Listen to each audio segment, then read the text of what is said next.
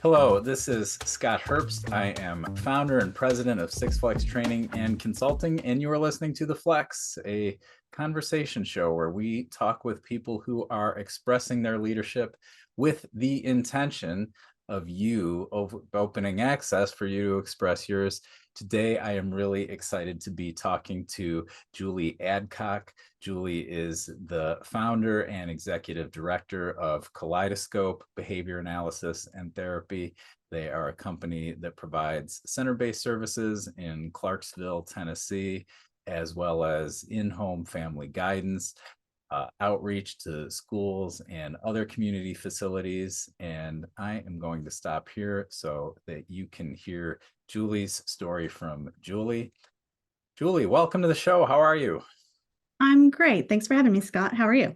I am really great. Thank you for being here. I'm excited to talk to you about your journey, etc. And I always like to start the show there. Will you just share with our listeners your experience in the field and what led you to start your business and a little bit about what that's been like and where you've taken it and where you are now? Okay. Well, I started in 2007. That's when I became a BCBA, and I worked in a school district. And soon after, I started doing early intervention outside of the school district, and then my business kind of morphed from there. And then in 2011, I moved to Clarksville, Tennessee, because TRICARE asked me to do so because they were short on providers and we're at a special needs post. So they were really looking for some people that were willing to come and work with the military families. Yeah. And so I started there in 2011 doing in-home, and then we got a clinic in 2014. And then we just kind of grew from there systematically until we are to now. In the beginning, we had about 1,000 square foot clinic. Now we're at 11,000 square feet. Oh, wow. And yeah, so I had one staff member in the beginning, and now we have 40. So Yeah. yeah. Um, I always love to know because it's always a jump to go from the steady paycheck where someone's basically bringing you the business and you've just got to do your job. What was it that had you go from working in a school district to making that leap? Like, I'm going to start my own business. Well, I'm from a very small town.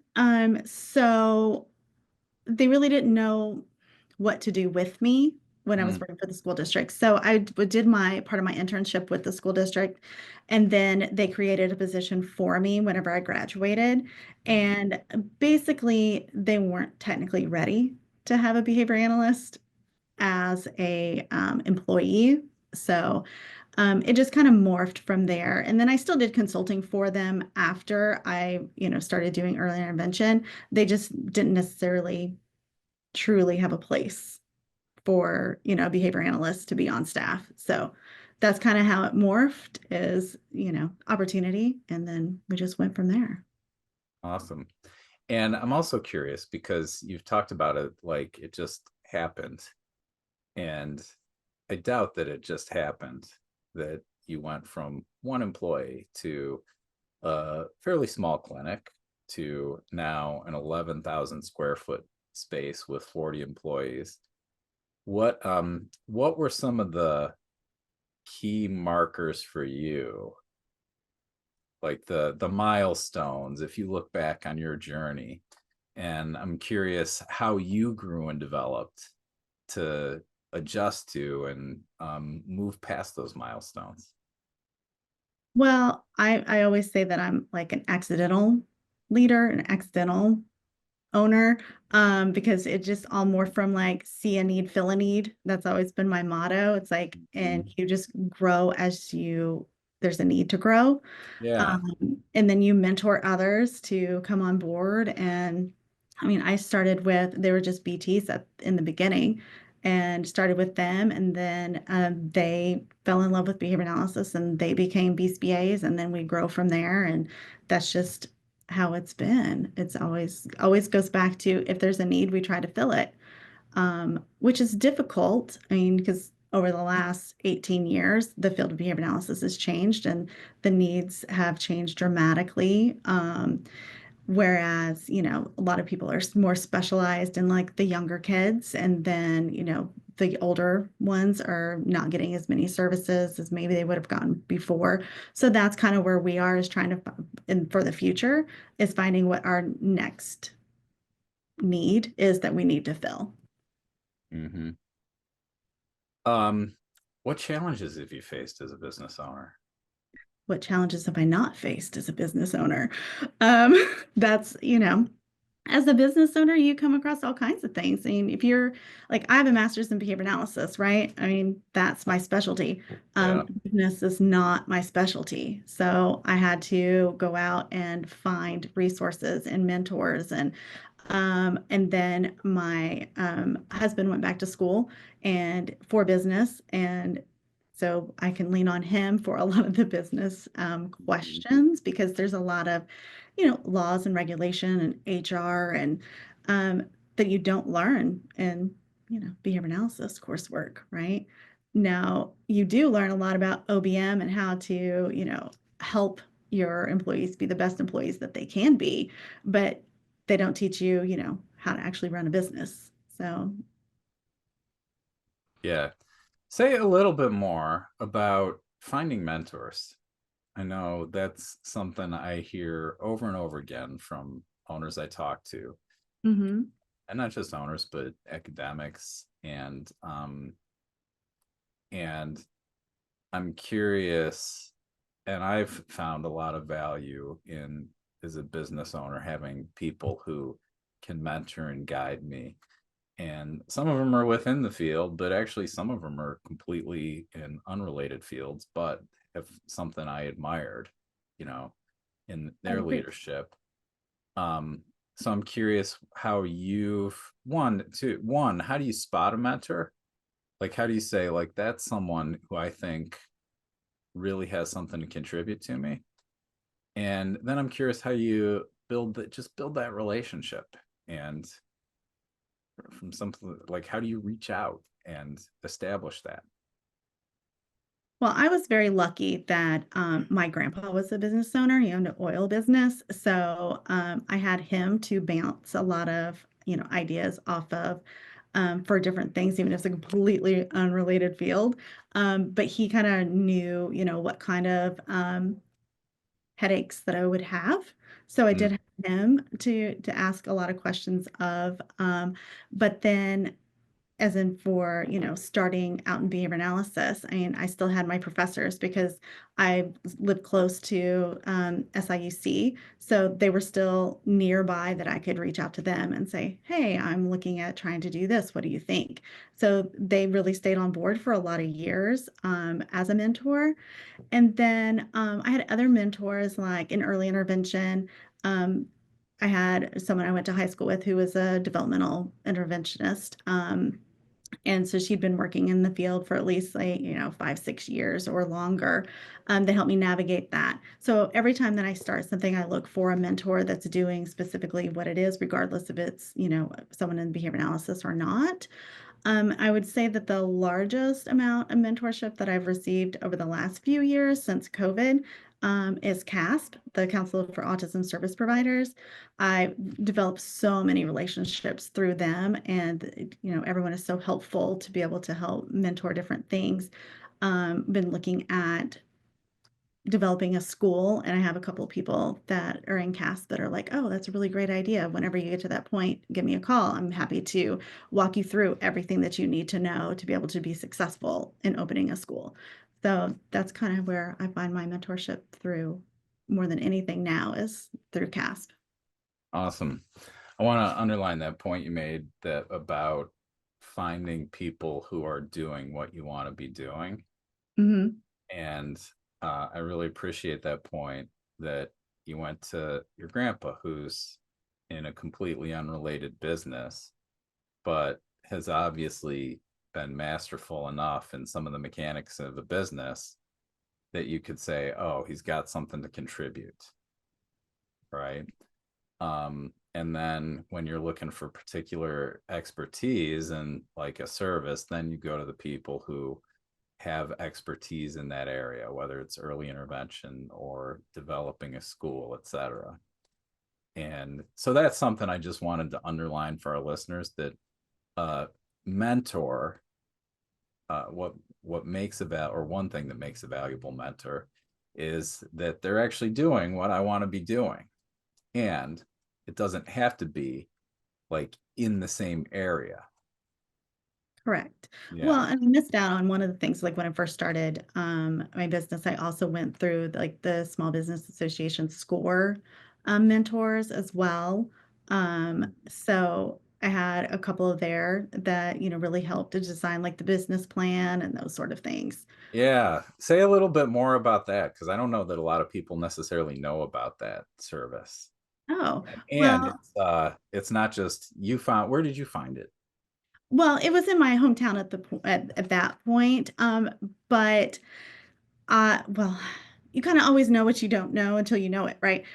So one of my friends' dads would end up being the small business mentor. He used to own a pizza shop in our town, Mhm. and so I was talking to my friend one day, and he's like, "Oh, my dad is this new mentor for the SBA." And I was like, "Oh, well, I should make an appointment." And he's like, "Yeah, you should." So I did, and he helped me through that. And then I started looking like online, and there's like this whole giant network of SCORE mentors that you can sign up to get in touch with, and they're extremely helpful. So if you have questions about, maybe like you need a CFO opinion, you can find a CFO's opinion. Or if you need something more specific, you can find someone that is skilled in that area, because those people give their times to give back to, other people that help them out. Yeah. And SCORE is Service Corps of Retired Executives. Does that I sound do not, right? maybe so. I'm not positive what it stands Well, for. no, I'm glad you brought it up because it's been years. But when I started Six Flags, I worked with a couple different SCORE mentors. Yeah. And yeah, and one didn't quite work out. He just didn't understand it. He had owned a some kind of factory. So his view of business was like, you make things, right? So he didn't quite get leadership and development training. But the next person who I worked with was really, really valuable, and valuable really for helping me create a plan, learning how to market, but also just being excited and like being excited for me. And I found it really valuable just to have someone who was there who was like, "You're awesome, you know, this is a great. I can't wait till your business takes off."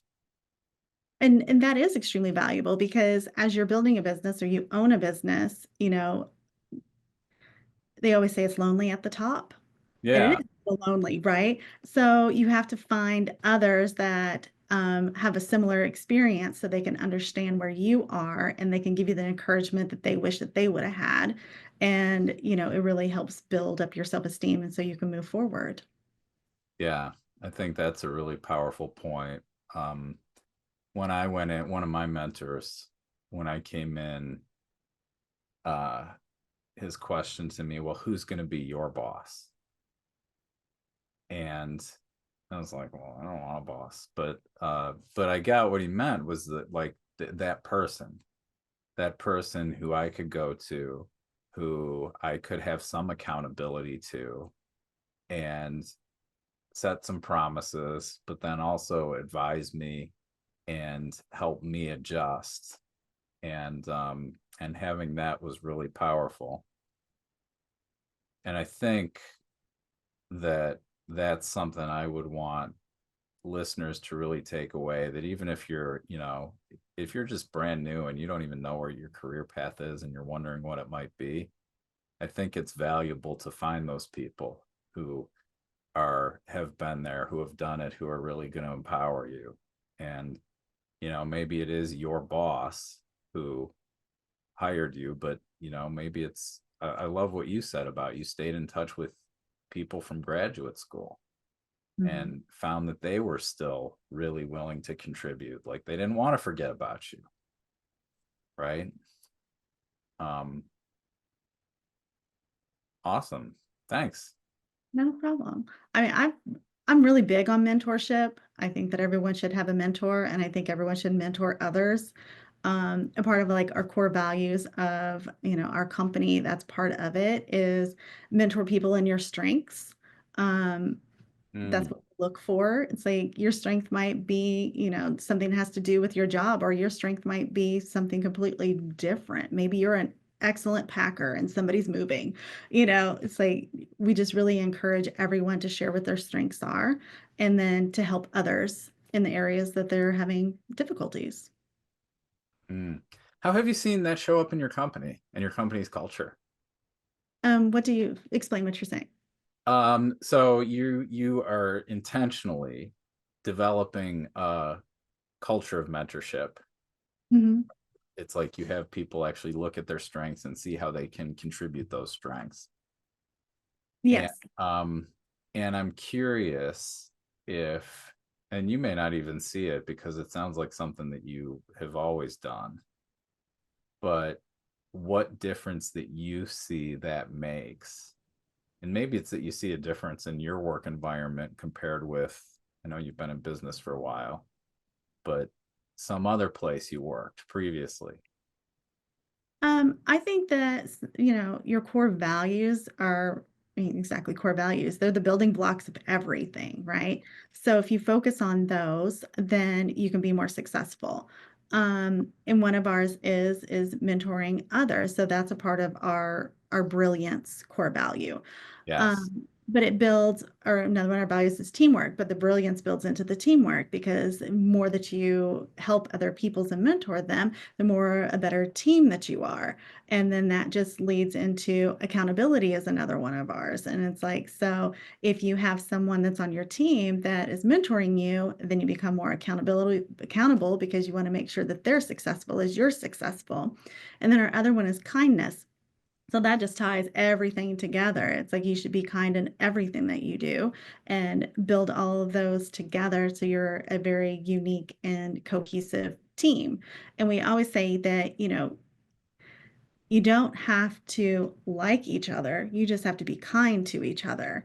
And we rarely have any like big spats between our staffs. We don't have a whole lot of gossip. It just really builds them to be cohesive and happy. And that's what we look for more than anything because a happy team is a productive team. You've done the work, it's clear in talking to you, to really articulate and then, I'm going to say, ingrain your values. Mhm. Um, what difference do you see that that's made? And when did you do that? Like, was that 5 years in? Was it 10 years in? Was it? It was probably 5, 6 years ago Mhm. that I really started leaning into like core values Yeah. and really just honing in on that and talking about it a lot. And I also looked at like the EOS system Yeah. um, Say and say what, tell people the what the entrepreneurs. Uh, hmm, I'm operating system. Operating system. Thank you. Yeah. I'm like, I know what it is, but I've lost it. Um, so in that, it talks about, having a really good set of core values to drive your business and then to evaluate everything based on those core values. So we started there, but then we just really just kept going with it. Like our performance evals are done on a monthly basis, but they're set up based on our core values. So there's 4 sections. So kindness, brilliance, accountability, and teamwork within that. Yeah. We just build everything around those core values, and it's really helped a lot of things. Like we have something we have called action plans for all. So Uh-huh. everyone writes their own action plan for themselves of what sort of goals that they want to achieve. We're trying to take away the negativity of what an action plan is and what it's for. Um, Yeah. and that's really built into the brilliance portion, which leads into the accountability portion.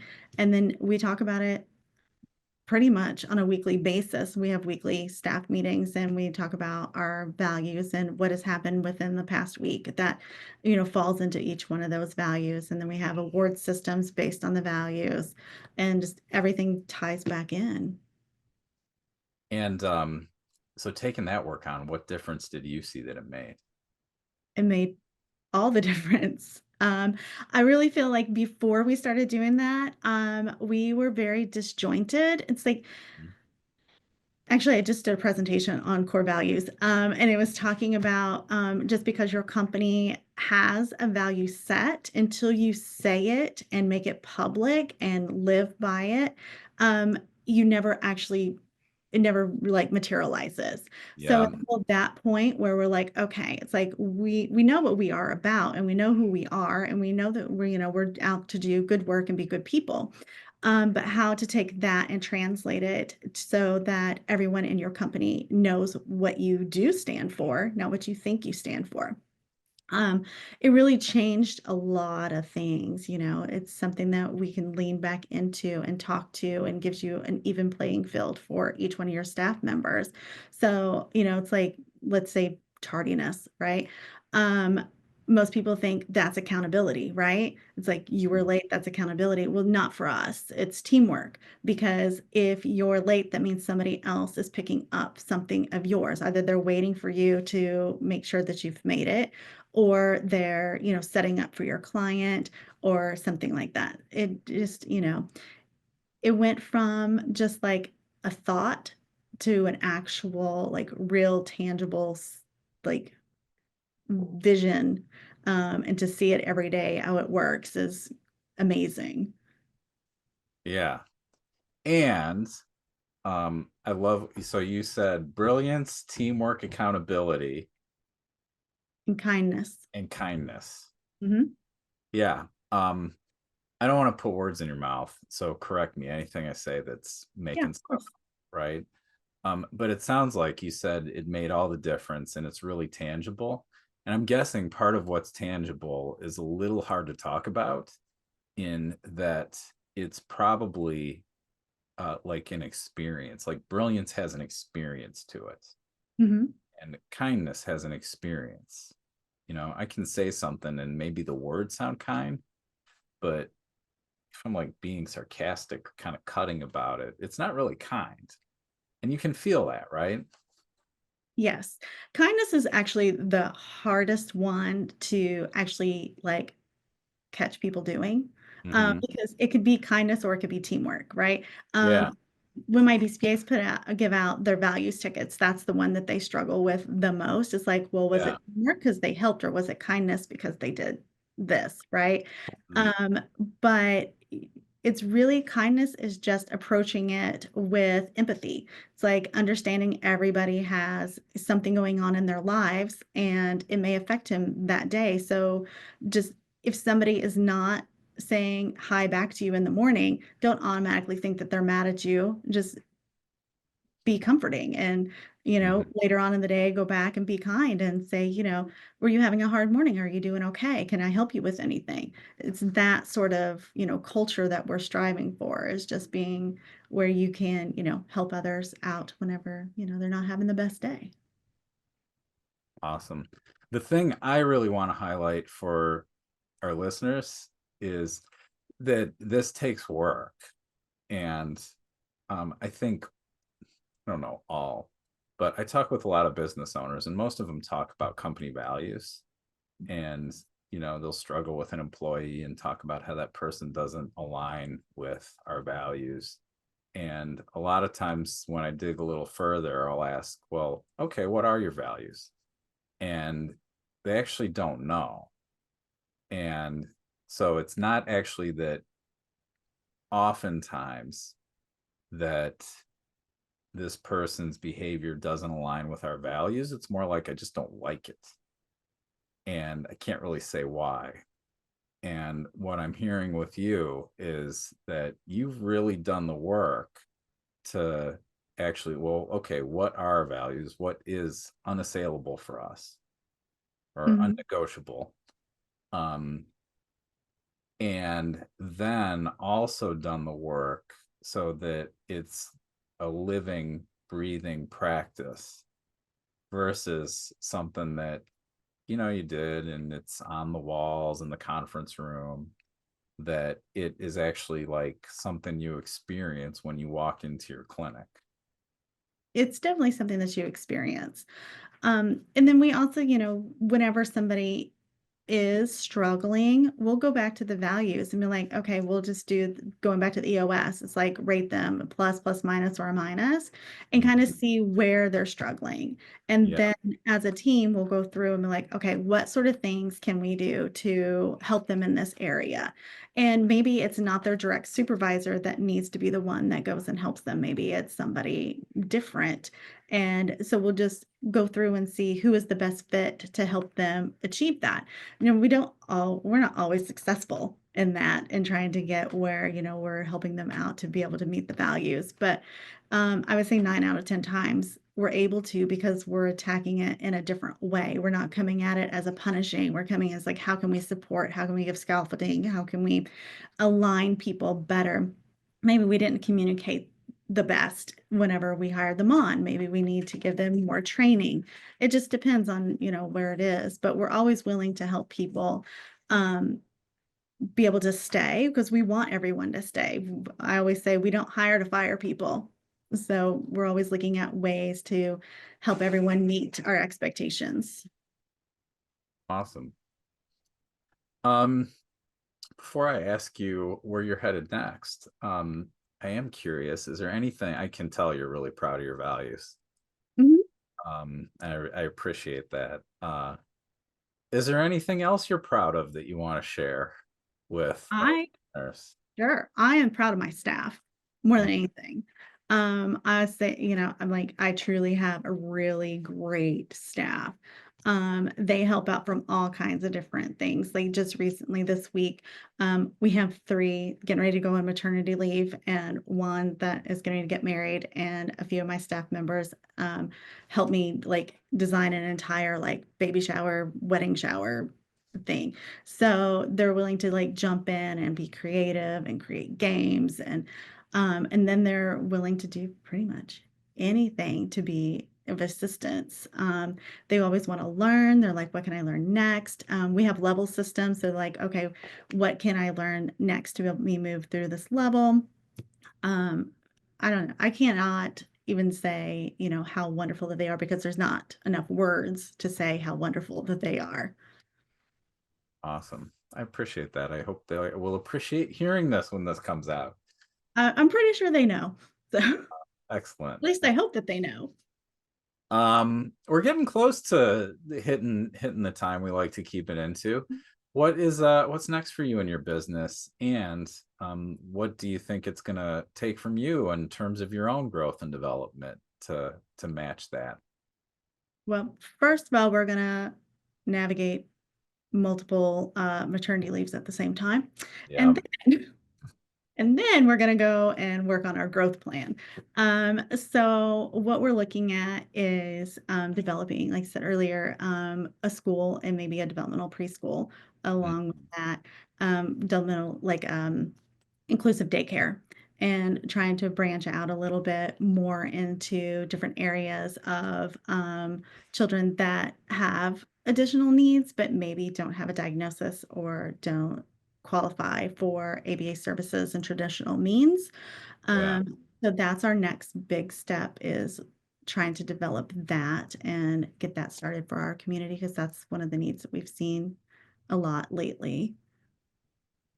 And then the other part of that question was, I forget. I asked you, how are you looking to grow and develop personally? I'm always looking to grow personally. I read a lot. I read a lot of different books about managing and leading and mentoring. And then I'm also I've just got elected to the board of directors for CASP. So that's my next big personal growth is trying to figure out how to be the best in that area and figure out what all it takes to be a good director on the board. Awesome. Julie, thanks so much for taking the time today. The last question I have for you is, you talked about mentorship and the importance. If people are interested, how would they reach you? They can reach me at email. It's julie.adcock@kbatherapy.com. I'm pretty responsive. I like to help others when I can. So if someone wants to reach out, I'd be happy to help them. Awesome. Thank you. And thanks again for being here. And just thanks for being so willing to share your experience and share especially your insights around how you've taken on your company culture and developing yourself to deliver that company culture. I think people will get a lot from listening to this conversation. So thank you. Well, thank you for having me. All right. This wraps up this episode of The Flex. Thank you for listening, and we will see you back here.